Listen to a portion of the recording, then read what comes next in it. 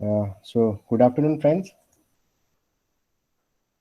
I had to inform sir to start the recording. So we shall proceed now for the today's last part of Unit 3. Okay. Mm, Students, please keep me informed that you are listening the lecture so that I can be motivated to keep you up with the lectures and information. So let's begin with today's session. Hmm. This last part of our Unit 3 was demand and recovery. Okay. So this contains few of the sections. We would be omitting some of the parts from this chapter in our unit because not everything in this unit is covered and recommended in the syllabus for us. So I will only cover up the things that are important and noticeable for you and which is forming part of your syllabus and can be asked in your exam. Okay. So proceeding further, section 73. Am I audible to everybody? My voice is clear. My pace is okay. Yes, sir, clear. Okay. And Shahid and Akhil. Yes, sir. And I guess Shahid is still sleeping.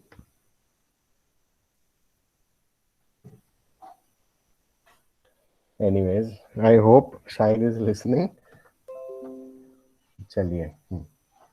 Section 73, determination of tax not paid or short paid or erroneously refunded. And Section 74, determination of tax not paid or short paid or erroneously refunded by reason of fraud or willful misstatement or suppression of fact. Okay. So technically, there is only one difference in section 73 and 74, but the difference is so significant that the lawmakers had to make two different sections so that and the treatment and recovery procedure are different for two kinds of people. What is the difference? I clearly mentioned you in the first instance. Section 73 में ऐसी चीजों के लिए प्रावधान किए गए हैं जिनमें आपका मंतव्य या आपका इरादा फ्रॉड या चीटिंग करने का नहीं था. सेक्शन 74 में ऐसी चीजों का प्रोविजंस दिया गया है जिसमें आपका इंटेंशन फ्रॉड का, विलफुल मिसस्टेटमेंट और सप्रेशन ऑफ फैक्ट का था. ओके. सो अगर आप फ्रॉड, विलफुल मिसस्टेटमेंट और सप्रेशन ऑफ फैक्ट्स करते हैं तो आप सेक्शन 74 से कवर होते हैं. और अगर इसके अलावा कोई टैक्स नहीं भरा है या फिर कुछ लेट पेमेंट है, ड्यूटी बाकी है, इंटरेस्ट पेनल्टी आता है, तो that would be covered under demand by section 73. Okay. चलिए, let's move forward. The left side जो पहला कॉलम है दैट इज फॉर सबसेक्शन. जो नंबरिंग है वो सबसेक्शंस है. उसके बाद है वो टाइटल है और सबसेक्शन में क्या लिखा है वो सेकंड और थर्ड कॉलम में दिया हुआ है. Okay. Default made under section 73 for reason other than fraud. ठीक है. ये कैसे ये दो सेक्शंस का डिस्क्रिमिनेशन कैसे है मैं आपको बताऊं. There is something called mens rea in the law. Okay. Mens rea means the intention of doing something wrong. जब वो प्रेजेंट होता है, मतलब कोई जानबूझ के कुछ गलत करता है या फिर अपने फायदे के लिए कुछ छुपाता है, मीन्स सप्रेशन ऑफ फैक्ट्स. कोई फैक्ट सप्रेस करता है अपने फायदे के लिए, विलफुल मिस स्टेटमेंट करता है, कुछ गलत बताता है अपने फायदे के लिए या अपना टैक्स बचाने के लिए, या फ्रॉड में आता है, तो that would be covered as mens rea. Okay. Mens rea is the intention of doing something wrong. कुछ गलत करने का मेरा इंटेंशन है. लेकिन अगर अनइंटेंशनली मुझसे कुछ गलती हो जाती है तो that is not falling into the definition of mens rea and उसका डिमांड रिकवरी प्रोविजन सारा would be driven by the section 73. Okay. So subsection 1, issuance of show cause notice. Tax not paid, short paid, anonymously refunded, or ITC has been wrongly availed, utilized. Proper officer will issue show cause notice. Why show cause notice? SCN is show cause notice. ठीक है. Show cause notice का मतलब ये बनता है कि आप हमें कारण बताइए कि हम आपके ऊपर ये एक्शंस क्यों न लें, कि हम आपके ऊपर ये एक्शंस क्यों न लें. ठीक है. तो ये this is also one kind of opportunity of being reasonable opportunity of being heard, जिससे हमें पता चलता है, डिपार्टमेंट को पता चलता है कि एक्चुअल सिचुएशन फैक्ट्स क्या है. और एक्चुअल फैक्ट्स जानने के बाद क्या लीगल प्रोसीडिंग्स आगे बढ़ाने चाहिए, ठीक है। सो ITC has been wrongly availed or utilized. Proper officer will issue show cause notice why taxable person should not pay the amount specified in notice along with interest under section 50 and applicable penalty as per act and rules, ठीक है। Simple. 74 में आते हैं। Tax not paid or short paid or erroneously refunded or ITC has been wrongly availed utilized. Proper officer will issue show cause notice why taxable person should not pay the amount specified in notice along with interest under section 50 and penalty equivalent to the tax specified in the notice. मतलब अगर आपका tax होता है 90 लाख तो आपका penalty भी हो सकता है 90 लाख, ठीक है। इंटरेस्ट तो अपने हिसाब से गिनते हैं, वो शुरू उसकी उसका मीटर चालू रहेगा, लेकिन penalty in section 74 can maximum be up to the amount of tax, okay. Whereas यहाँ पे penalty would be driven by the act and rules. पीछे आ रहा है, हम सारा देखेंगे कि 73 में कितना पेनल्टी लग सकता है, 74 में कितना पेनल्टी लग सकता है। तो 74 में सब सेक्शन 1 में ही पहले बोल दिया कि ज्यादा से ज्यादा पेनल्टी का अमाउंट हो सकता है equivalent to the tax, okay. Subsection 2, time limit for show cause notice, at least 3 months, okay, at least 3 months prior to time limit specified in issuance of order referred to subsection 10. नीचे subsection 10 आएगा, उससे at least 3 months prior to time limit, at least 6 months prior, similar है, इसमें 3 महीना, इसमें 6 महीना है। Deemed notice, proper officer may serve a statement of such for such period other than those covered in above subsection 1 on the person chargeable to tax. Proper officer ये दोनों में same है, there is no difference in this subsection. Subsection 4, status of statement issued on recurring SCN, issued on recurring SCN recurring, ये यहाँ पे कुछ typing error लग रहा है मुझे। The above statement shall be deemed to be service of notice if ground remains same as per subsection 1. अगर ground same रहता है शो कॉज नोटिस और असेसमेंट या ऑर्डर के, तो दूसरा ऑर्डर इश्यू करने की जरूरत नहीं है। The above statement shall be deemed to be service of notice. ये भी दोनों में सिमिलर है, there is no distinction in that. Intimation by taxable person for deposit prior to issue of notice, ठीक है। अगर नोटिस इश्यू होने से पहले टैक्सेबल पर्सन डिपॉजिट या पेमेंट या इंटीमेट कर देता है तो क्या होगा। The person chargeable with tax may before service of notice under subsection 1 or subsection 3 pay the amount along with interest under section 50 on his own ascertainment, खुद decide करके भर रहा है, और as ascertained by the proper officer, या proper officer ने जितना बताया है उतना, and inform proper officer in writing of such payment, ठीक है। और वो उसको राइटिंग में इन्फॉर्म कर दे रहा है, कब, prior to issuance of notice, ठीक है। गलती मुझे पता चली सामने, at the same time departmental officer को भी पता चली, तो वो मुझे नोटिस इश्यू करे उससे पहले मैं टैक्स पेनल्टी इंटरेस्ट भर देता हूँ, तो I will be free of the proceedings. Where is in the same 74 में क्या हो रहा है, the person chargeable with the tax में before service of notice under subsection 1, यहाँ पे सिर्फ 1 है, 3 नहीं है, ठीक है। 3 इज लाइक डिम्ड नोटिस किसको कहते हैं, तो यहाँ पे डिम नोटिस नहीं लिया जाएगा।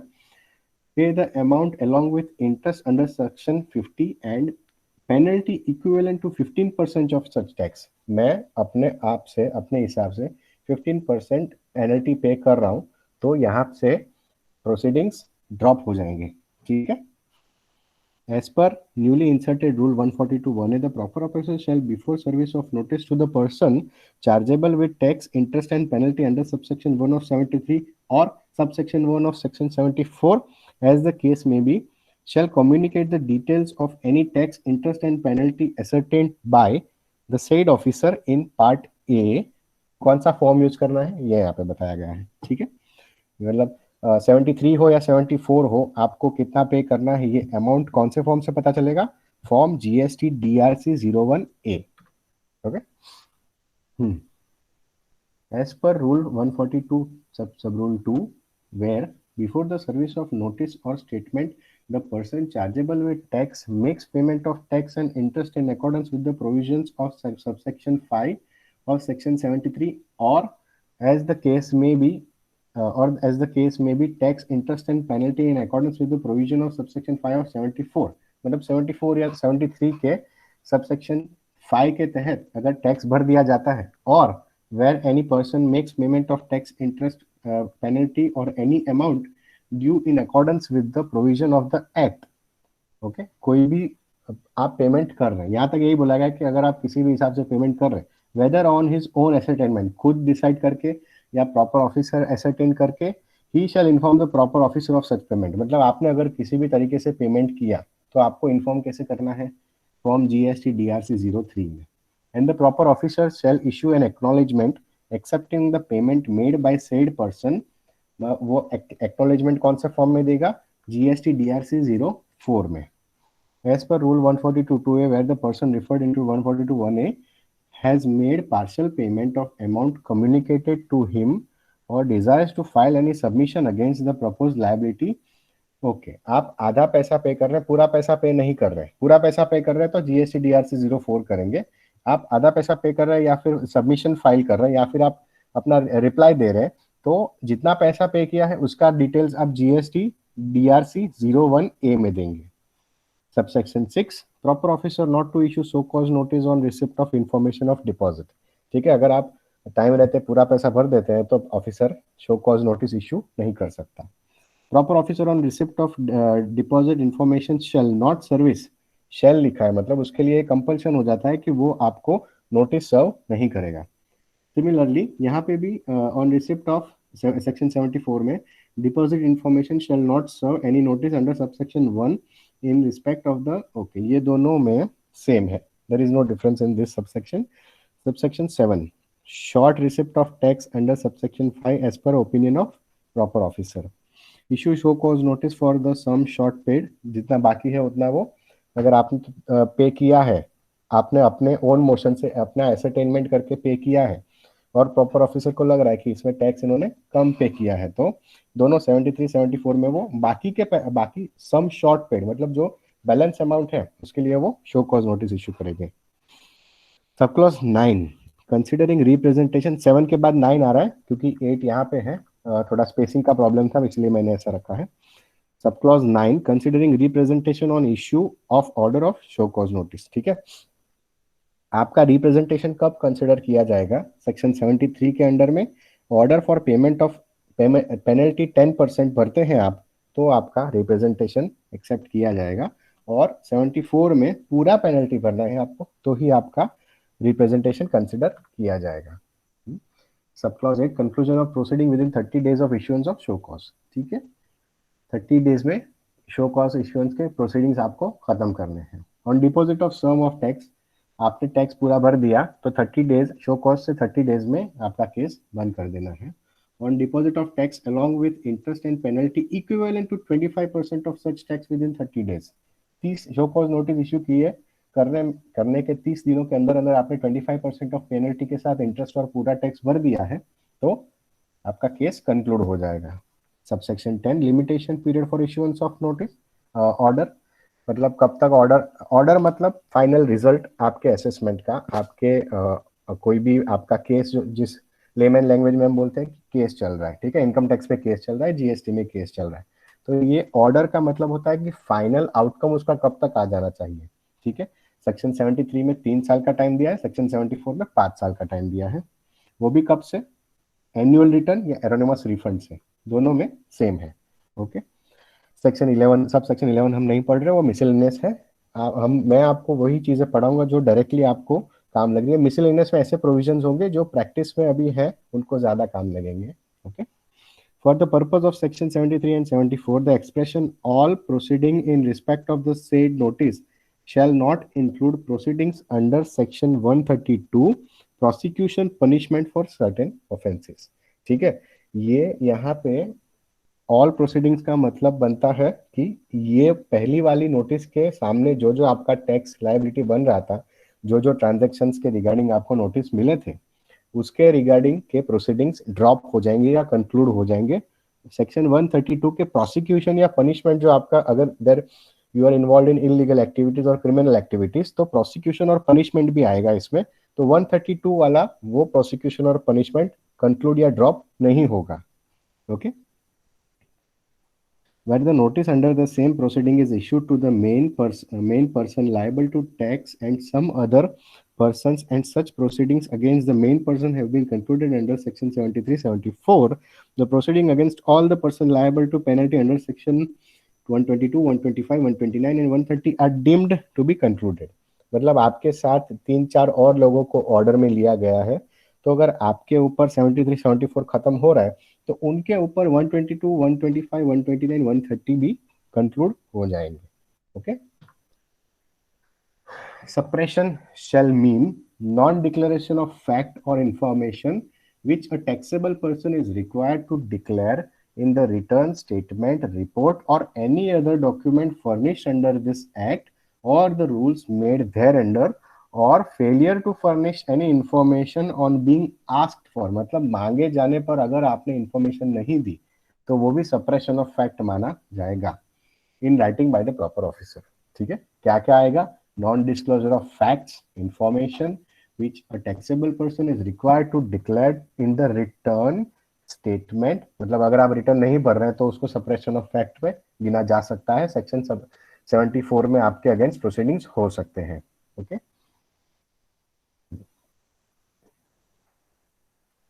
Penalty provisions over and above interest under section 73 and 74. Penalty 73 और 74 में इंटरेस्ट के अलावा कितनी लग सकती है? इंटरेस्ट तो उसके हिसाब से मीटर चालू होगा तो वो पर मंथ पर सेक्शन जितना शुरू होगा वो लगेगा. जैसे इनकम टैक्स एक्ट में सेक्शन 234 ए बी सी और डी है, वैसे ही इसमें भी सेक्शंस हैं. I don't remember the section numbers right now, but उस इंटरेस्ट उसके हिसाब से उसका मीटर शुरू रहेगा, लेकिन पेनल्टी कितनी कौन से केसेस में लगेगी? Okay. Before issuance of show cause notice.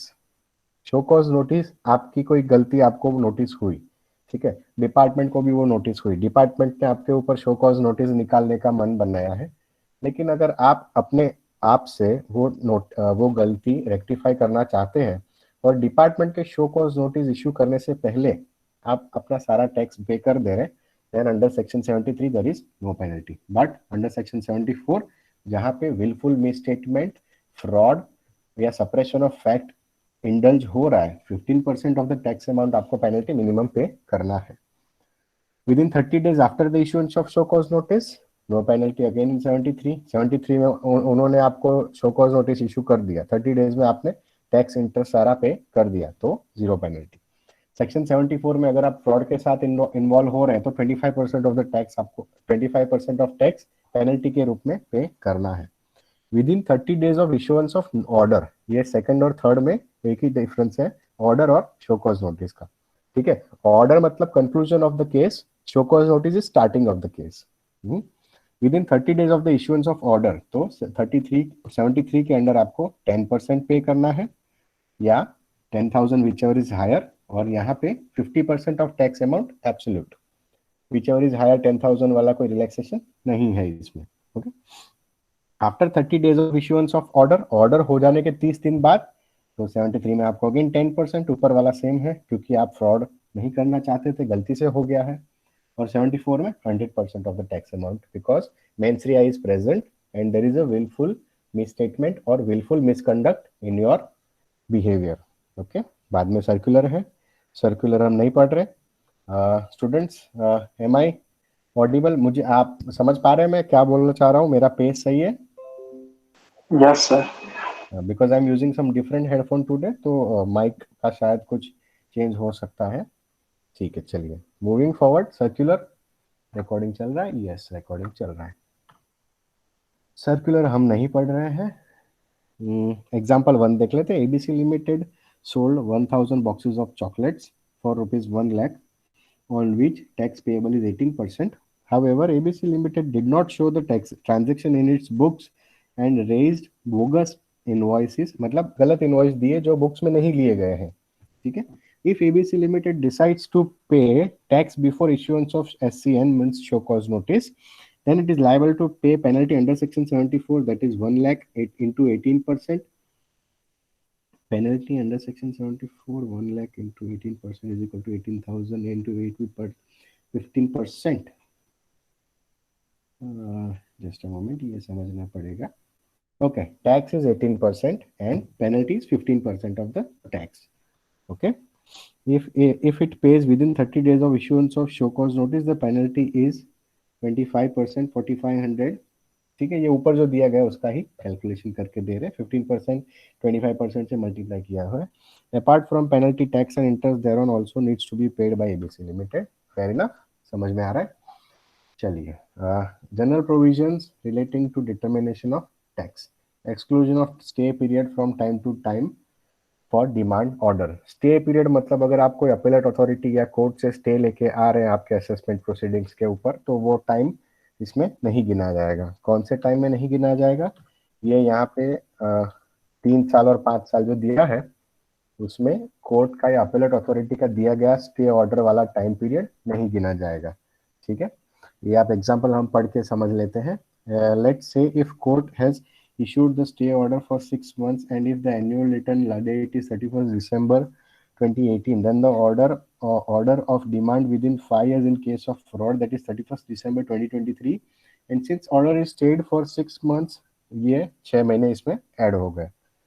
Change in opinion. Taxation laws में कुछ कुछ चीजों में चेंज इन ओपिनियन अलाउड नहीं है, कुछ चीजों में चेंज इन ओपिनियन अलाउड है. Change in opinion on the basis of the same information is absolutely impossible. आपके पास जो information, there are 5 pages of information with you.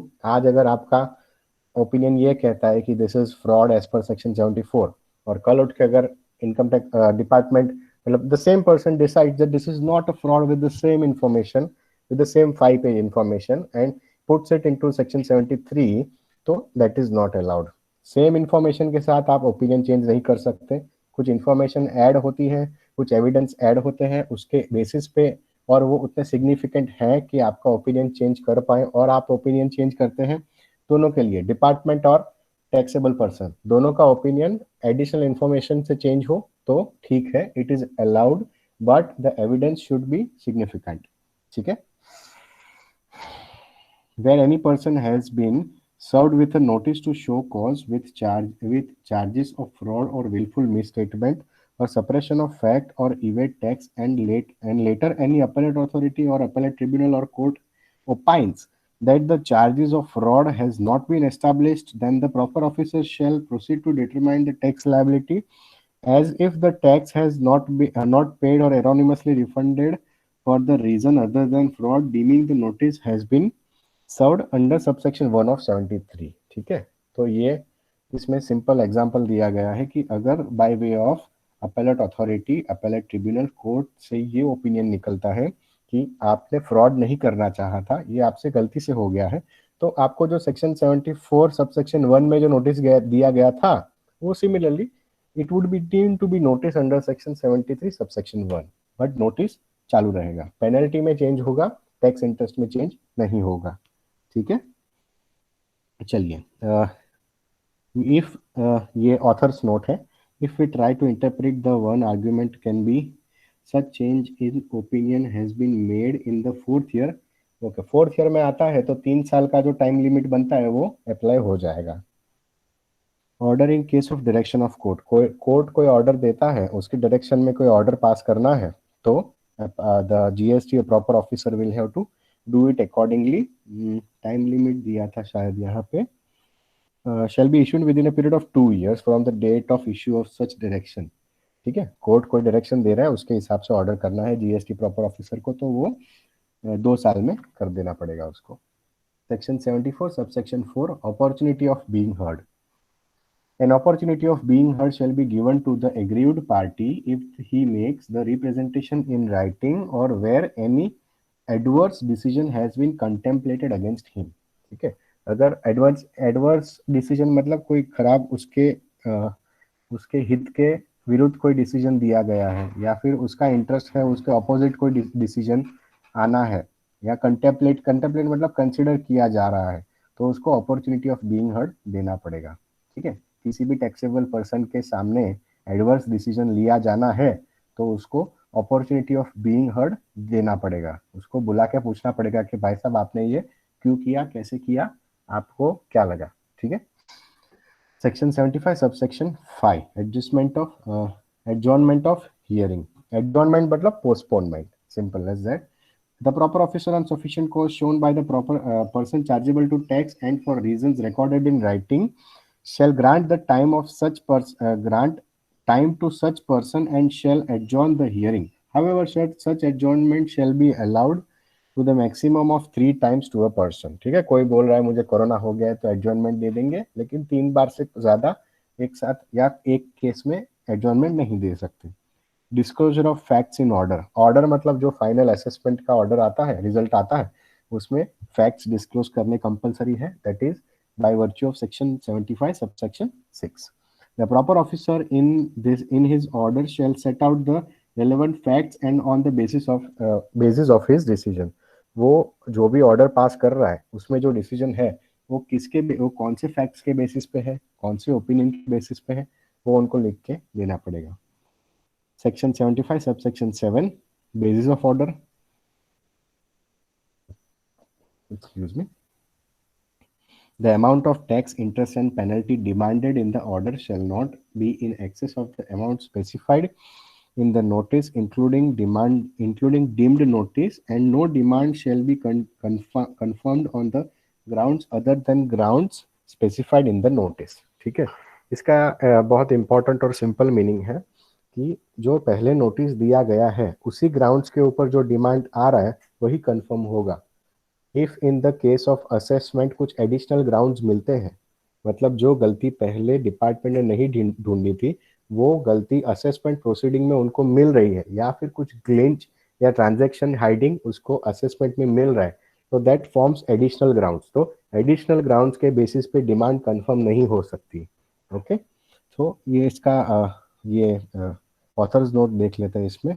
Welcome change has been introduced under the GST law by incorporating the provision which prescribes that the order cannot travel beyond the allegation or grounds raised in the show cause notice. पहले show cause notice में जो allegation लगाए गए थे उसके ऊपर कोई allegation आता है तो उसमें डिमांड कंफर्मेशन नहीं होगा. ठीक है, in the pre GST indirect tax regime this principle has been established only through legal jurisprudence. मतलब जीएसटी पहले सर्विस टैक्स और एक्साइज वैट में ये चीजें by way of case laws establish करवानी पड़ी थी. Section 75 subsection 8 consequences of modification of order, ये और मिसलेनियस प्रोविजन, ये दो चीजें आप अपने हिसाब से आर करके मार्क कर सकते हैं मटेरियल में. This is for reading purpose, इतना इम्पोर्टेंट नहीं है हमारे सिलेबस में ये. ये पढ़ते हैं. Section 76 tax collected but not paid to government, amount collected as tax. ठीक है, सिंपल चीज है. अभी मैं कुछ बिजनेस स्टार्ट कर रहा हूँ, मैं कुछ सर्विस दे रहा हूँ, ठीक है, और मैं ये सोचता हूँ कि चलो भाई साहब 18% जीएसटी लगता है सर्विसेज पे, तो मेरे क्लाइंट को मुझे 1 लाख का बिल देना है तो मैं उसको 1,18,000 का बिल दे देता हूँ, बोल दूंगा 18% जीएसटी है आपको पे करना पड़ेगा, और वो मैं उनसे कस्टमर से क्लाइंट से लेके अपने हिसाब से एडजस्ट कर लूंगा. मुझे डिपार्टमेंट में नहीं देना है. I am not a registered person. ठीक है, I am not a registered person, फिर भी मैं अपने इनवॉइस में जीएसटी लगा रहा हूँ, क्लाइंट से कलेक्ट कर रहा हूँ और अपने एडजस्टमेंट पे ले रहा हूँ. तो दिस फॉल्स अंडर ऑफेंसेस और this penalty demand recovery provision as per section 76. ठीक है, तो टैक्स कलेक्ट किया क्लाइंट या कस्टमर से और डिपार्टमेंट या गवर्नमेंट को नहीं पे किया, so it is a offence. Okay, that is not legal, that is not permissible and that is never recommendable. Where a person has collected any amount from any person as a tax under GST, whether the supply was taxable or not, supply taxable था या नहीं, shall pay the amount of tax to the government irrespective of anything contrary contained in any order or the appellate authority or appellate tribunal or court or in any other provision of this act. किसी भी चीज को सामने नहीं रखना है, बस आपने टैक्स के नाम पे जो भी पैसा कलेक्ट किया है वो आपको गवर्नमेंट को दे देना है. आप मतलब अल्लाह के नाम पे दे दे तो अल्लाह के नाम पे तो अल्लाह को ही जाना चाहिए. ठीक है, किसी और को नहीं मिलना चाहिए. सेम हियर, गवर्नमेंट के नाम पे कलेक्ट किया है तो गवर्नमेंट को ही मिलना चाहिए, किसी और को नहीं मिलना चाहिए. rules made there under example. In case a person has sold goods chargeable to 18% to B by charging 28%. यहाँ पे एकदम सीधा साधा मासूम सा एग्जाम्पल दिया है कि 18% चार्ज करना था, 28% कर दिया है, तो भी आपने कलेक्ट किया है in by name of tax, तो it has to be given to the government. ठीक है, ये सेक्शन 76 का प्रोसीजरल पार्ट है सबसेक्शन 2 सबसेक्शन 3 में, ये हम नहीं ले रहे हैं। this is still in your syllabus, you can read it, but we are not considering as of now. Similarly section 76 continue हो रहा है, थोड़ा पढ़ लेते हैं, दो लाइन ही है। Section 76 subsection 2 show cause notice for tax collected but not paid to government. है स्टूडेंट्स है मेरे साथ? Hitesh, Akhil, yes sir. शाहिद उठा?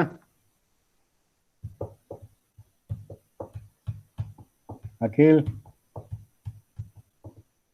कोई बात नहीं, चलिए मैं आशा करता हूँ आप सुन रहे हैं। Show cause notice for tax collected but not paid to government. Where a person has collected tax under GST but fails to pay the same to the government, then the proper officer may issue show cause notice as to why the amount so collected by him as tax along with the penalty equivalent to the tax should not be paid to the government. Show cause notice issue करना है क्यों हम आपसे वो पैसा ना लें, with interest and penalty. Determination of tax liability. Subsection 3 and subsection 6. The proper officer shall determine the tax liability of the person to whom notice has been served under subsection 2, considering the representation made by him, and such person shall pay the amount so determined along with the interest under section 50 from the date of collection of such amount to the date of payment. ठीक है, ये हम समझ पा रहे हैं। Second part इसका यही है, continuation subsection 7, exclusion of stay period. जो पहले बात हुई थी कि कोई अपीलेट अथॉरिटी, ट्रिब्यूनल या कोर्ट से स्टे ऑर्डर है तो वो टाइम लिमिट में नहीं गिना जाएगा। Disclosure of fact in demand order. Demand order में फैक्ट्स डिस्क्लोज करने पड़ेंगे कि कौन से फैक्ट्स के बेसिस पे आपने ये डिमांड रेज करी है और कंफर्म करी है। एडजस्टमेंट ऑफ टैक्स कैसे एडजस्ट करेंगे, आपका उनके पास कुछ पैसा पड़ा है तो उसके सामने एडजस्ट कर लेंगे। ये दो बार क्यों आ रहा है एडजस्टमेंट ऑफ टैक्स पीरियड, क्योंकि 76 वाला 76 के लिए है और 77 वाला पूरे लॉ के लिए है। ठीक है, 77 वाला हम देख लेते हैं एक बार। If in case where central tax and state tax UT as the case may be has been paid or on any supply considering it to be a intrastate supply and later it came to notice that it is to be an interstate supply and integrated tax should have been paid, then the amount so paid earlier at the time of supply shall be refunded as per the provisions of section 54। ठीक है, अगर आपको भरना था IGST और आपने भर दिया SGST CGST तो आपको सेक्शन 54 के सामने रिफंड लेना पड़ेगा। However, where integrated tax has been paid on any supply considering it to be an interstate supply and the later it came to notice that it is intrastate, ये second case में ऐसा बताया गया है कि आपको भरना था CGST SGST और आपने भर दिया है IGST के हिसाब से, तो क्या होगा? तो as the case may be, then he shall not be required to pay any interest or amount central state UT tax as the case may be, क्योंकि IGST CGST और SGST के सामने एडजस्ट हो जा रहा है, जो CGST और SGST IGST के सामने एडजस्ट नहीं हो रहे हैं। ये हमने हायरार्की ऑफ सेट ऑफ में पढ़ा था लास्ट सेमेस्टर में। ठीक है, section 78 intimation of recovery proceedings. ठीक है, चलिए ये चैप्टर में दो चीजें हमारे लिए इंपॉर्टेंट थी, डिमांड एंड रिकवरी। डिमांड मतलब कितना टैक्स निकल रहा है, वो कैसे उनको कैसे डिसाइड कर रहे हैं, क्या प्रोसीजर लगेगा, क्या प्रोविजन लगेगा, क्या रूल्स फॉलो करने हैं। रिकवरी मतलब वो टैक्स कंफर्म जो हो गया वो गवर्नमेंट आपसे लेगी कैसे, अगर आप नहीं दे रहे हैं तो। ठीक है, if tax demanded is not paid within 3 months from the date of service of order, recovery proceedings shall be initiated। ठीक है, अगर रिकवरी प्रोसीडिंग्स एक बार इनिशिएट हो गए तो बड़ी प्रॉब्लम हो जानी है टैक्स पेयर को। ठीक है, क्योंकि उसके अंदर उसकी प्रॉपर्टी भी अटैच हो सकती है, उसको डिस्ट्रिक्ट मजिस्ट्रेट जेल भी करवा सकते हैं। ठीक है, काफी सारी चीजें हैं, थोड़ा हम ऊपर ऊपर से देख लेते हैं।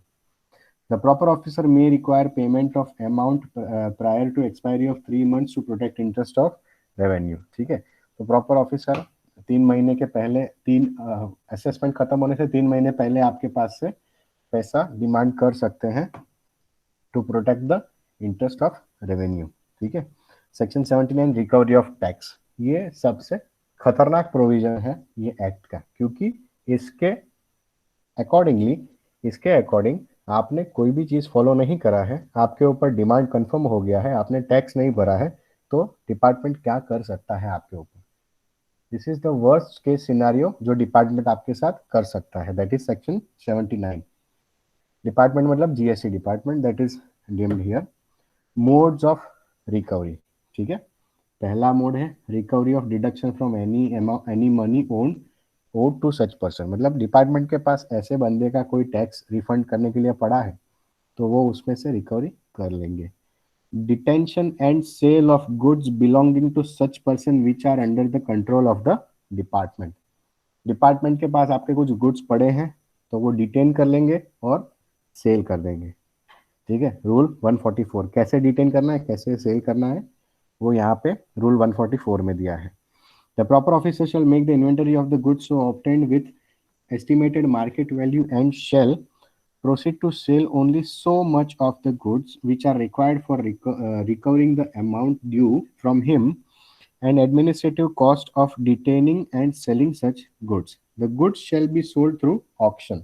आपके goods auction से ही बेचेंगे। एडमिनिस्ट्रेटिव कॉस्ट और सेलिंग, एडमिनिस्ट्रेटिव और डिटेनिंग कॉस्ट जो भी है वो सारा उसमें कवर हो जाना है, उतनी उनको कॉस्ट रिकवर करनी है, मतलब टैक्स, इंटरेस्ट, पेनल्टी, सेस और administrative cost plus detaining and selling cost. ठीक है। ये सारा ऑप्शन से उनको रिकवर करना है और उतने ही गुड्स बेचने हैं जिसमें ये कॉस्ट कवर हो जाए। सारे गुड्स आपके डिटेन किए हुए वो नहीं बेच सकते। The last date of submission of bid for an auction shall not be earlier than the 15 days. Auction के नोटिस के बाद उनको 15 दिन का टाइम देना पड़ेगा एवरी ऑक्शन बिडर को बिड करने के लिए। ठीक है। गार्निशी प्रोसीडिंग्स, गार्निशी मतलब गारंटी, किसी ने मेरे बिहाफ पे कुछ गारंटी दी है तो वो गारंटर को भी पकड़ने में आएगा। यहाँ पे गारंटी का मतलब बनता है debtors.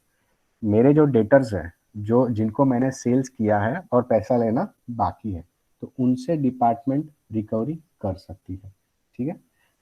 Recovery from debtors of the assessee, debtors bound to comply with the notice, recovery can be made from post office, banking company or any insurer and it shall not be necessary to produce any passbook। ठीक है। आप पैसा नहीं दे रहे तो आपकी bank के पास जाके डिपार्टमेंट लेटर देगा कि भाई साहब देखिए इनका डिमांड लेटर है, ये आपका इंस्ट्रक्शन लेटर है, इनके अकाउंट में से इतना पैसा उठा के गवर्नमेंट डिपार्टमेंट के अकाउंट में डाल दीजिए। वो बैंक वाले उनसे पासबुक नहीं मांगेंगे, चेक नहीं मांगेंगे, कुछ भी नहीं मांगेंगे। बैंक वाले आपके अकाउंट से पैसा डेबिट करके डिपार्टमेंट को जीएसटी या इंटरेस्ट, टैक्स, पेनल्टी जो भी देना है माइनस कर देंगे। कौन कौन ये कर सकता है? Post office, banking company, insurer in the first point.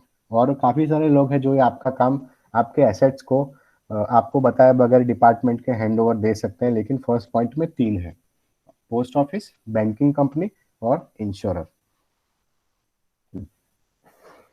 Excuse me.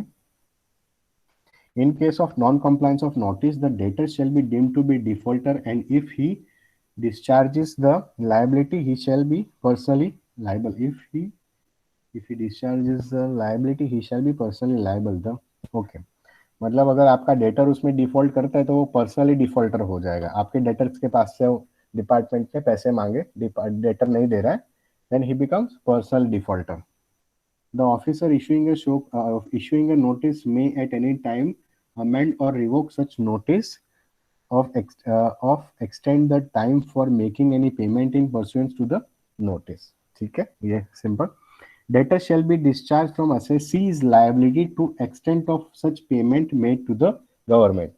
मतलब मेरे डेटर को 1 लाख रुपया मुझे देना था, तो उसके सामने वो 1 लाख रुपया, अगर भले मेरे ऊपर डिमांड 3 लाख की है, मेरे डेटर के पास से मुझे 1 लाख रुपया लेना था, वो 1 लाख रुपया मेरे डेटर ने डिपार्टमेंट को दे दिया, तो मेरे डेटर की लायबिलिटी वहां पे खत्म, उसको वो 3 लाख रुपए भरने के लिए नहीं बोल सकते। However, such person is not personally liable as above if he proves to the officer issuing the notice that the money demanded or any part thereof was not due to the person in default, or at the time of service of the notice he did not hold any money for or on account of the person in default. ठीक है, मतलब कोई debtor ऐसा prove कर सकता है कि वो डेट को मैं उनका डेटर नहीं था, उनका कोई पैसा मैं होल्ड नहीं करता था, उनके कोई भी ड्यूज में होल्ड नहीं करता था on the date of notice, then he is abstained from his liability. Rule 147. The time is 3:47 and we are studying rule 147. The proper officer shall make the inventory of the movable and immovable property. यहाँ पे immovable property भी attach कर सकते हैं. So detained with estimated market value. The order of attachment of such property and notice of the sale shall be issued in form GST DRC 16 to prohibit any transaction with respect to such movable or immovable property. ठीक है, आपको वो movable और immovable property में transaction करने से रोक सकते हैं. उनको ऑर्डर ऑफ अटैचमेंट करना पड़ेगा, डिपार्टमेंट को ऑर्डर ऑफ अटैचमेंट करना पड़ेगा आपको अपने मूवेबल और इमूवेबल से ट्रांजैक्शन करने में, एब्सटेन करने में. That is from GST form GST DRC 16. Okay, GST DRC 16 में जो भी आपके एसेट्स आए उसमें आप डील या ट्रांजैक्ट नहीं कर सकते. Where any movable property has been attached, then such movable property shall be seized by the proper officer. वो उसके possession में वो property ले लेगा. Movable मतलब गाड़ियाँ, immovable के अलावा जो भी है movable आपकी property वो सारी वो seize कर सकते हैं, जैसे गाड़ी, laptop, jewellery, bullion, artefacts, paintings वगैरह. ठीक है. The property so attached shall be sold by an auction. The notice of which shall be 15 दिन में देना पड़ेगा और DRC 17 में देना है. The last date of submission of bid for an auction shall 15 दिन का टाइम देना पड़ेगा. However, the proper officer may sell such immediately which are perishable or hazardous in nature, or where the cost of keeping the goods are likely to exceed the value of goods. ठीक है, ऐसे कोई goods है जिसको रखने का cost ज्यादा बन रहा है, या पेरिशेबल है या हैजार्डस है. पेरिशेबल मतलब जो जल्दी खत्म हो सकते हैं, जैसे कि वेजिटेबल्स हैं, अंडे हैं, दैट आर पेरिशेबल. हैजार्डस है अगर आप कोई हैजार्डस केमिकल्स में डील कर रहे हैं, ठीक है, तो वो 15 दिन के ऑक्शन के बगैर डायरेक्टली बेच सकते हैं. पॉइंट डी, ये था पॉइंट ए और बी. आपके पैसों में से या detention of sale of goods, आपकी गुड्स लेके जा सकते हैं. फिर क्या कर सकते हैं, ये सी गार्निश ही आपके डेटर्स के पास से ले सकते हैं. और B collection by detention and sale of any movable और इमूवेबल प्रॉपर्टी, आपकी कोई भी मूवेबल या इमूवेबल प्रॉपर्टी आपके पास से लेके डिटेन कर देंगे और ऑक्शन करके सेल करके जीएसटी रिकवर कर सकते हैं.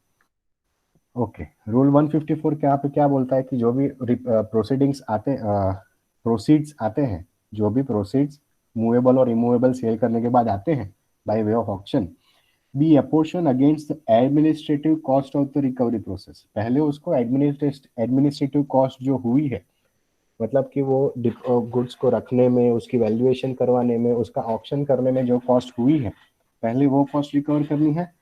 फिर उसके बाद अमाउंट टू बी रिकवर्ड, मतलब जो डिमांड नोटिस रेस हुई थी टैक्स, इंटरेस्ट, पेनल्टी, सेस की, उसके सामने सेकेंडरीली एडजस्ट करना है. और उसके बाद apportion against any other amount due, कोई अमाउंट टैक्स जीएसटी डिपार्टमेंट से आपका आउटस्टैंडिंग रहता है, after deducting administrative cost and any amount stated in demand notice, तो पॉइंट 3 में या थर्ड प्रायोरिटी में एडजस्ट करेंगे. Balance amount shall be rendered to the default, मतलब अगर आपकी प्रॉपर्टी बेचने के बाद ये 3 चीजें काटने के बाद कुछ बचता है तो वो आपको वापस दे दिया जाएगा. सॉरी, ओके, पॉइंट ई. ठीक है, ये था पॉइंट ए, रिफंड आपका काट लेंगे. पॉइंट बी आपके गुड्स ले जाएंगे. पॉइंट 3 आपके डेटर से ले लेंगे. पॉइंट डी आपके मूवेबल इमूवेबल ले लेंगे. उसमें से भी अगर कुछ नहीं मिलता है तो through the collector of the district in which such person owns any property or resides or carries on his business as if it was an arrears of land revenue. Land revenue के arrears का significance ज्यादा रहता है और उसको recovery बहुत rigorously रहता है. ठीक है, तो उसको जीएसटी का डिमांड जो है उसको लैंड रेवेन्यू के साथ कंपेयर किया है यहाँ पे, सो उतना रिगरस रिकवरी हो सके. तो आप अगर बनासकांठा के किसी छोटे से गांव में रहते हैं जहाँ पे आपके पास जमीन है और आप बिजनेस कर रहे थे अहमदाबाद में, अहमदाबाद का बिजनेस आप छोड़ के बनासकांठा के वापस छोटे गांव में चले गए, तो बनासकांठा के डिस्ट्रिक्ट को कलेक्टर को ये जीएसटी डिपार्टमेंट वाले नोटिस भेजेंगे कि भाई साहब ये बंदा हमारे यहाँ से निकला है, आपके यहाँ आया है, उनका ये जमीन नंबर है, आप ये जमीन सीज कर लीजिए। The proper officer may file an application to the magistrate to recover the amount specified। अगर इससे भी बात नहीं बन रही है तो मैजिस्ट्रेट को अप्लाई करेंगे। मैजिस्ट्रेट सीधा पहला समन्स निकालेगा। समन्स में आप अगर कोर्ट में पेश नहीं होते हैं तो वो सीधा फिर आपको अरेस्ट वारंट निकाल देगा। ठीक है। Magistrate to recover the amount specified in the application and the magistrate shall recover such amount as it fine impose on such person. Court के द्वारा कोई फाइन इम्पोज किया गया है तो यहाँ पे उसको जीएसटी डिमांड के साथ कंपेयर किया गया है। ठीक है। फाइनल पॉइंट में ये कहा गया है कि मैजिस्ट्रेट को एप्लीकेशन की जाएगी, डिस्ट्रिक्ट मैजिस्ट्रेट को, मतलब कि जो JMFC district judicial magistrate first class है उसको एप्लीकेशन की जाएगी कि ये बंदा मिल नहीं रहा है, उसका टैक्स इतना बनता है, तो आप इसका समन्स निकालिए, नोटिस निकालिए, वारंट निकालिए, अरेस्ट करिए और हमको हमारा पैसा निकलवा के दीजिए। पॉइंट 2 ये था पॉइंट 1 एफ तक। अब पॉइंट 2 आएगा। Recovery of amount specified in bond can be made as per above provisions. आपने बॉन्ड दिया हुआ है कोई डिपार्टमेंट को एक्सपोर्ट के लिए, इंपोर्ट के लिए, तो उसमें से रिकवर कर सकते हैं। SGST UTGST officer may also recover CGST dues from defaulter. ये तो ऑब्वियस है। स्टेट वाले सेंटर का काम कर सकते हैं, सेंटर वाले स्टेट का काम कर सकते हैं। Apportionment of about collected amount collected to state or central government in proportion to the amount due to each such government। वो बाद में पैसा उनको रिस्पेक्टिवली दे देना है। ठीक है। Notice and order of demand of amount payable under the act. ये वाला हम रूल आपके सिलेबस में नहीं है, उसको आप क्रॉस कर सकते हैं आपके मटेरियल में। We are skipping this part. Okay. Procedure for recovery of dues under existing law. तो ये लॉ है रिकवरी ऑफ टैक्स सेक्शन 79। ये इसके रूल्स कहाँ पे हैं? इसके रूल्स यहाँ पे हैं। Rule 142A। ठीक है। कैसे डिपार्टमेंट काम करेगा, कैसे दूसरी अथॉरिटी को रिक्वेस्ट करेगा, अप्लाई करेगा, वो सब 142A में दिया है। Section 80 payment of tax and other amount in instalments. तो 3 जने हैं हमारे साथ अभी भी। हितेश आप हो? Yes sir. शाहिद और अखिल?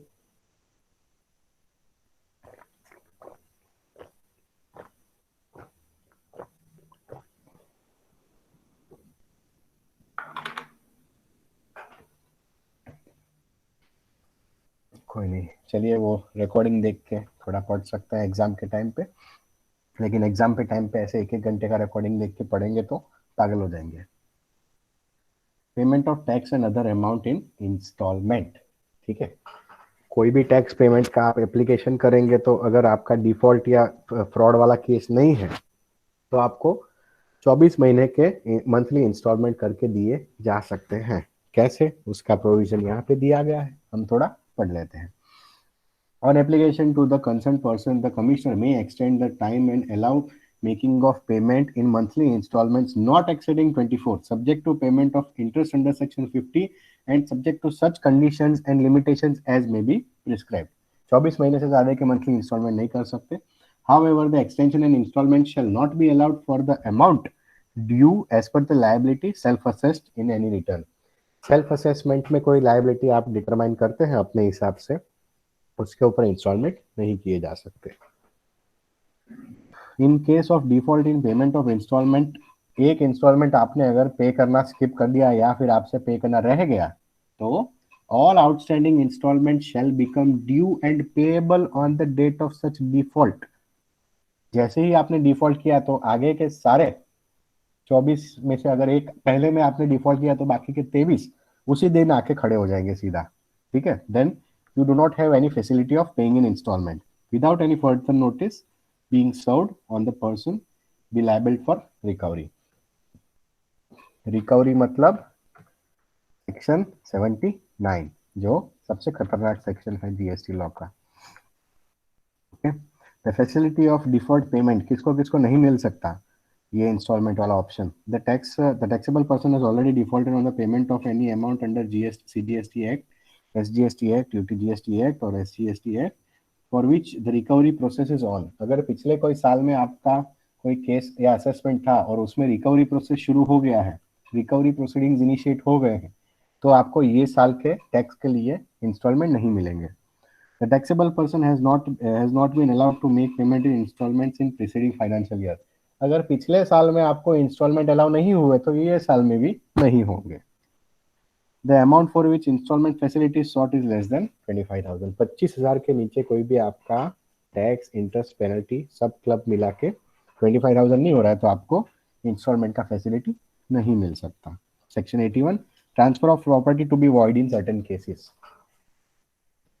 एक सिंपल एग्जांपल पहले हम समझते हैं कि मिस्टर एक्स है, उसके ऊपर जीएसटी डिपार्टमेंट का डिमांड नोटिस है 80 लाख का और उसके पास 1 करोड़ की प्रॉपर्टी है. तो वो भाई साहब को ऐसा लगा कि अभी ये जीएसटी वाले तो कैसे भी करके मुझसे पैसे निकलवा लेंगे, तो उन्होंने वो 1 करोड़ का प्रॉपर्टी उनका बेच दिया और इंडिया से बाहर चले गए, जैसे कि विजय माल्या. ठीक है, तो the GST department has right to make null and void the transaction of 1 crore rupees of sale of immovable property done by Mr. X with retrospective effect. ठीक है, जीएसटी डिपार्टमेंट के पास ये पावर्स हैं कि वो आपका जो ट्रांसफर किया है प्रॉपर्टी आपने, वो रेट्रोस्पेक्टिव इफेक्ट से नल एंड वॉइड कर दे. तो मतलब आपका वो प्रॉपर्टी वो जो सामने लिया है उसका नहीं होगा, फिर वो आप ही का रहेगा और उसके ऊपर वो लोग अटैचमेंट करके मूवेबल इमूवेबल में अटैचमेंट लेके ऑप्शन करके पैसा अपना निकाल सकते हैं. तो हम कोई प्रॉपर्टी परचेस करने जाए तो ये देख लेना पड़ेगा कि वो भाई साहब के ऊपर कोई रिकवरी प्रोसीडिंग्स इनिशिएट नहीं हुए हैं. अगर उसके ऊपर रिकवरी प्रोसीडिंग्स इनिशिएट हुए हैं और वो हमको कोई लैंड या प्रॉपर्टी बेचता है तो वो हमारे पास से वापस government without paying any amount ले लेगी. ठीक है, where a person after any amount has been due from him creates a charge or on parts with the property मतलब सेल कर देता है, चार्ज मतलब लोन लेता है उसके ऊपर, belonging to him or in his possession by way of sale, mortgage, exchange or any other mode of transfer whatsoever of any of his properties in favor of any other person. किसी को भी वो बेचेगा with the intention of defaulting the government, government को पैसा न देने की इच्छा से वो बेचेगा. such charge or transfer shall be void as against any claim, कोई भी उसके सामने क्लेम नहीं चलेगा in respect of any tax or any other sum payable by the said person. ठीक है, मतलब जिसको मैंने बेचा उसका कुछ भी क्लेम इसमें वैलिड नहीं रहेगा. Such charge or transfer shall not be void if it is made for adequate consideration in good faith and without notice of the pendency of such proceedings. अगर ऐसे कोई रिकवरी प्रोसीडिंग्स उसके खिलाफ, उसके against चालू नहीं है तो कोई ऐसा ट्रांजैक्शन वॉइड नहीं कर सकती डिपार्टमेंट. ठीक है, एग्जाम्पल 5, सिंपल एग्जाम्पल. ये 5 और 6 अच्छा वाला है, इससे आपको पूरा समझ में आ जाएगा. Mister A was served with a notice of demand of ₹25 lakhs on 5/5/2018. He filed a reply for the said notice on 15/5/18. मतलब 10 दिन में उसने नोटिस का रिप्लाई दे दिया, stating that he was unable to deposit the tax dues as he was financially stressed. पैसा नहीं है अभी, मैं टैक्स नहीं दे के 15 तारीख को ये भाई साहब ने रिप्लाई दे दिया. ऑन 10/5/2018 मतलब 10 तारीख को, रिप्लाई देने से पहले बट नोटिस आने के बाद. डिमांड नोटिस लिखा, this is not show cause notice, this is notice of demand. मतलब इसमें अमाउंट कंफर्म की गई है कि टैक्स कितना है, इंटरेस्ट कितना है, पेनल्टी कितना है. 10 तारीख को Mr A transferred all the property of ₹40 lakh under his name to the name of his wife for consideration of ₹1 lakh. वो भाई साहब ने 1 लाख रुपए में अपनी 40 लाख की प्रॉपर्टी अपने वाइफ के नाम पे ट्रांसफर कर दी. कैसे? दस्तावेज करके. Okay, as per section 81 this transfer would be void and the property worth ₹40 lakhs would be considered still to be in the hands of Mr A. ठीक है, ये दस्तावेज जो किया है उसको वॉइड किया जाएगा और ये ऐसे ट्रीट करेंगे कि मिस्टर ए की है और उसके बाद उसको अटैच कर सकते हैं और ऑक्शन करके सेल करेंगे, 15 दिन वाला process. Example 6, on Mr. B notice was issued on 5/5/18, again 5/5/18 को मिस्टर बी को एक नोटिस मिला था। However the same was received by him on 15/5/2018, registered post किया था डिपार्टमेंट ने, तो मिस्टर बी को मिला 15 तारीख को। Meanwhile the property of Mr B was sold to Mr X for ₹1 crore. उसी बीच में 15 तारीख से पहले मिस्टर बी ने एक ट्रांजेक्शन किया 1 करोड़ का, मिस्टर एक्स को प्रॉपर्टी बेच दी। The sale is valid since the date of sale there was no pending proceeding on Mr. B। ठीक है, मिस्टर बी के ऊपर वो पेंडिंग प्रोसीडिंग उस दिन नहीं था। यहाँ पे डिमांड नोटिस वर्ड यूज नहीं किया गया है, ऊपर डिमांड नोटिस वर्ड यूज किया गया था। ओके, तो आप ध्यान रखिए कि डिमांड नोटिस इशू होने के बाद आपके ट्रांजेक्शन खतरे में आ सकते हैं। Section 82, tax to be first charge on property. पहले ऐसा बोला गया था मूवेबल प्रॉपर्टी वाले ऑप्शन में कि एडमिनिस्ट्रेटिव कॉस्ट पहले लगाना है, जबकि प्रॉपर्टी ट्रांजैक्शन में आपको टैक्स पहले डिडक्ट करना है। जो प्रायोरिटी है, हायरार्की प्रायोरिटी है, उसमें अगर प्रॉपर्टी बेच के पैसा आ रहा है डिपार्टमेंट के पास तो उसमें पहला टैक्स चार्ज करना है। Notwithstanding anything to the contrary contained in any law for the time being in force, save as otherwise provided in the Insolvency and Bankruptcy Code 2016, any amount payable by a taxable person or any other person on account of tax, interest, or penalty which he is liable to pay to the government shall be a first charge on the property of such taxable person of such persons। Okay, notification हम skip कर सकते हैं और कर रहे हैं। Section 83 provisional attachment, ये इसके बाजू में आप लिख दीजिए विजय माल्या। अगर डिपार्टमेंट को या कोर्ट को ऐसा लग रहा है कि ये बंदा भाग जाएगा तो फाइनल ऑर्डर आने से पहले उसकी प्रॉपर्टी अटैच कर सकते हैं। During pendency of any proceeding, if the commissioner is of the opinion that for the purpose of protecting the interest of the government revenue, it is necessary to do so, he may, by order in writing, attach provisionally any property, including bank account belonging to the taxable person in such manner as may be prescribed। ठीक है, bank account के साथ any property, कोई भी property commissioner attach कर सकते हैं। Point 2, every such provisional attachment shall cease to have effect after the expiry of a period of 1 year from the date when the provisional attachment order is made under this section। ये provisional attachment order की validity 1 साल। Where the property attached is of perishable or hazardous nature and if the taxable person pays an amount equivalent to the market price of such property or the amount that is or may become payable by the taxable person, whichever is lower, then such property shall be released forthwith। Property hazards या perishable की है तो market price अगर बंदा पे करता है आपके पास से ले जाने के लिए तो उसको दे देना पड़ेगा, क्योंकि अगर कोई आलू का व्यापारी है, ठीक है, डिपार्टमेंट ने 100 किलो आलू सीज कर दिए और वो बंदा बोल रहा है कि आप इसको छोड़ दो, मैं ये आलू बेच के आपको पैसे दे दूंगा, तो डिपार्टमेंट को मार्केट प्राइस पे वो बंदे को आलू देने पड़ेंगे और वो बंदा आलू बेच देगा। और जो मार्केट प्राइस मिला भले ही उसमें से पूरा रिकवरी नहीं हो रहा है, लेकिन जो भी पार्शियल रिकवरी हो रहा है, क्योंकि पेरिशेबल एंड हैजार्डस नेचर है तो मार्केट प्राइस पे वही टैक्सेबल पर्सन को वो चीज दे देनी पड़ेगी डिपार्टमेंट को, भले ही टैक्स कम आ रहा है, मतलब पूरा टैक्स पे नहीं हो रहा है, there is shortfall in tax, but still if market price is given by the taxable person in case of perishable and hazardous nature, then it the sale is allowed। on provisional attachment हटा देंगे उसके ऊपर से। Section 84 continuation and validation of certain recovery proceedings, इसको ये बहुत ही minute है, इसको हम ना ले तो चलेगा। और आते हैं क्वेश्चन आंसर्स जो आपके सेल्फ स्टडी के लिए इम्पोर्टेंट है और आपके एग्जाम के लिए पॉइंट ऑफ व्यू से भी इम्पोर्टेंट है। ठीक है, तो ये आप पढ़िए। My very important suggestion to you is आप ये क्वेश्चन आंसर्स पे ज़्यादा फोकस करिए, क्योंकि इसमें द क्वेश्चन इज होल। ठीक है, कोई एक सेक्शन के ऊपर क्वेश्चन आ सकता है तो वो पूरा सेक्शन कवर करेगा क्वेश्चन, जबकि बीच बीच में जो एग्जाम्पल्स आते हैं वो एक एक पॉइंट्स कवर करते हैं। ठीक है, इसमें पूरा सेक्शन या पूरा एक लर्निंग एक साथ पूछ सकते हैं। तो shall we call it a day? Hitesh, unit 3 खत्म हो रहा है यहाँ पे। Yes sir. अभी अखिल चला गया और शाहिद है। ये शाहिद और अखिल को बोलना मुझे फोन करें। ओके। ओके, चलिए, thank you for the time thank and thank you very much.